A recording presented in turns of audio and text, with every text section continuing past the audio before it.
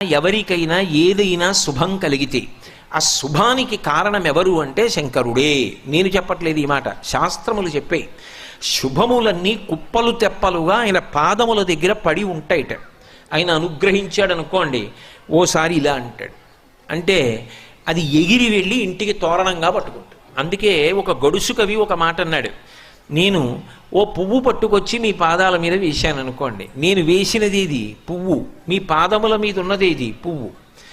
నేను ఒక పువ్వు పట్టుకెళ్ళి మల్లికార్జున లింగం మీద వేశాను అనుకోండి, పరమ ప్రేమతో వేశాను అనుకోండి, ఆ పువ్వు ఓ ఏడాది తర్వాత నా ఇంటి మనవడు. నేను ప్రేమతో వేసిన పువ్వు 2 ఏళ్ల తర్వాత నా ఇంట్లో మనవరాలు. నేను ప్రేమతో వేసిన పువ్వు నేను కట్టుకునే ఒక ఇల్లు. నేను వేసిన పువ్వు నాలో కలిగేటటువంటి భక్తి. నేను వేసిన పువ్వు ఏ వయస్సులో నాకు రావాలో ఆ వయసు